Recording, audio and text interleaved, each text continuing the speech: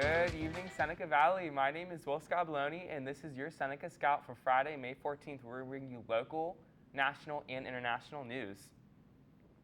What started as a meme stock is now funding a mission to the moon. The cryptocurrency known as Dogecoin has recently picked up traction due to Elon Musk, billionaire and founder of SpaceX, reportedly tweeting about it and hyping the stock up. The stock went from being absolutely worthless to people making tens of thousands of dollars out of it in a matter of months. Dogecoin jumped over 800% in its value just over the last month. Elon Musk went on Saturday Night Live last week to talk about this great boom in the cryptocurrency and announced that the upcoming mission to the moon, overseen by SpaceX and the Geometric Energy Corporation, will be fully funded by Dogecoins. This year has been unconventional to say the least. For seniors especially, this year has been unique in a variety of ways. Alex Osmond asked a few seniors about how this year went and the unique challenges it presented. This school year has been anything but conventional, so I decided to ask some seniors how they felt the school year went with all the weird, different, and unique circumstances, and to reflect on it as their high school career comes to a close. So let's take a look.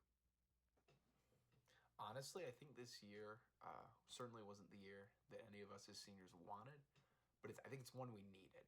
It spoke a lot to the resilience of our class. We've been able to persevere through a global pandemic, one of the worst public health crises in this country and frankly this world's history, and put together a pretty good senior year. I think our sports teams were able to have pretty fully fleshed out in-person seasons. We're going to have a full graduation ceremony in a few weeks. We're going to have an in-person prom, and I think that speaks to some of the creative measures we've had to take to have those events, and also the persistence and the discipline we've had to have to maintain a level of success in a particularly challenging time. Looking back over the year, there's things that not everyone wanted with masks and social distancing and quarantining, but in a more positive light, it's a lot better than what a lot of other people got. I know people who haven't stepped foot in their school or seen their friends since last March, and I'm thankful that Seneca did go back. I'm thankful that I was able to see my friends every day again and, share those memories together for our senior year. So it's a lot better than what a lot of other people got. And so it could have been a lot worse. So I'm thankful for what we did have. This school year really taught me not to take the little things in life for granted. Like before COVID, I never expected any scenarios where stuff like hanging out with your friends in person, school trips, or even going to school in person would be taken away. But here we were this past school year in a scenario where we couldn't hang out with our friends as much in person, and we couldn't go to school in person for parts of the year. And we all kind of had to persevere through that and find ways to still have fun and still make our senior year a great time. But now that we're towards the end of the year, I am happy, and just like the little things in life of getting to hang out with friends together, that a lot of us are getting vaccinated, and that we're having a prom this weekend coming up, so that's going to be a lot of fun. So, despite everything, I really did end up enjoying a lot of this school year and my time at Seneca. This year has been very difficult and very different from anything any of us have ever experienced before. I would like to shout out all my teachers who have been nothing but understanding, adaptable, hardworking, and very dedicated to all their students. They are the ones who have really held me together this entire year.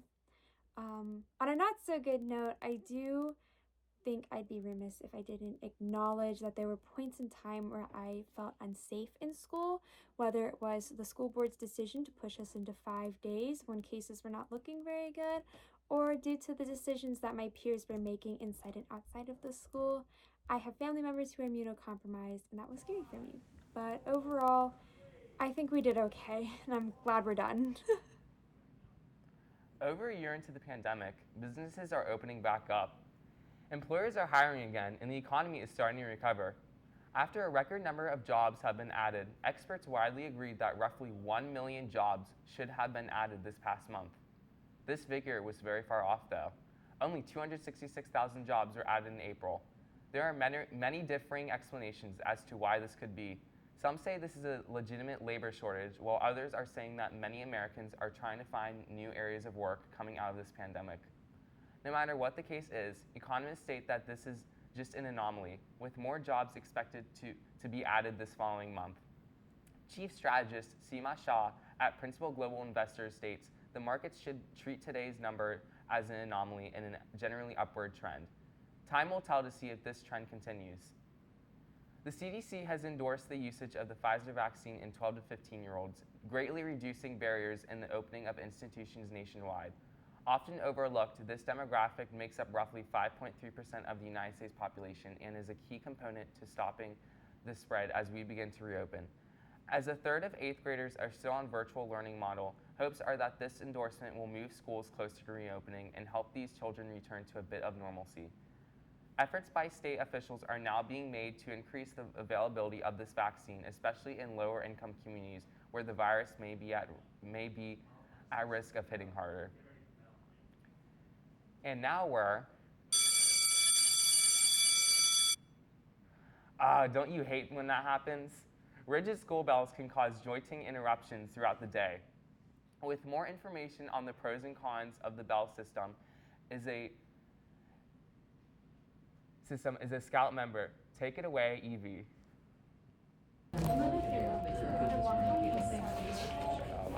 The school bell. Sound played 5 days a week, 18 times a day for the average student. It's been common practice for decades, but recent studies have linked this loud sound to higher levels of stress in the school environment. This has led some schools to change up their systems, and to get a take on what Seneca is doing, I decided to interview 2 administrators. Take a look at what they had to say. Assuming when you're first starting to listen to it, might be a little unsettling, just because it's very quick, it's abrupt, you know. Ideas of just moving groups of humans by a bell does not sound like a very comforting atmosphere. We don't have bells in our houses, that tell us when to go to bed or whatever. I do know we need structure and we need organization, and the bells make it easier to a degree. There should be some type of system that keeps us organized, but bells may be outdated a little bit. It would be, I think it would be something to explore if the students were looking to explore it and to have some ideas on what that could be.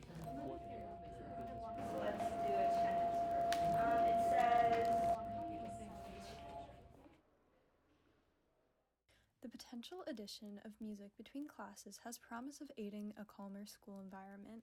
But how do Seneca students feel? Do you think the school atmosphere is stressful right now? Yes. Do you think playing music between classes would help with that? Also yes. I think if music was played in between classes, the end result would be a lot of kids making fun of it. Yeah, as long as it's not like 21 Pilots. I do think that it would help just because I listen to music anyways, so I think it would be nice if everyone was able to do that. I think it would, but it has to be good music. Yes, 100%. If you want to see a change in the bell system or give your input, take a second to fill out the quick form. Simply scan the QR code on the screen and answer a few questions. If you look outside, you will discover that things are green now. This means that gardening season is here. Over the next few weeks, many of the popular gardening plants like tomatoes, beans, and herbs will be able to thrive, aided by the record-breaking quantities of rain seen in our area recently.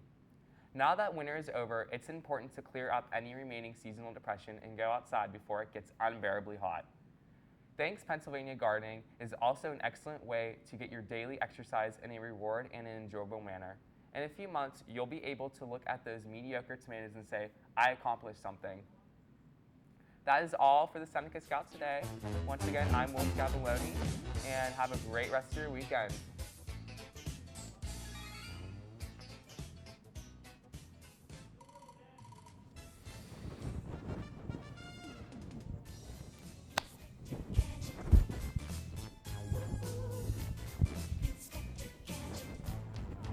Oh yeah.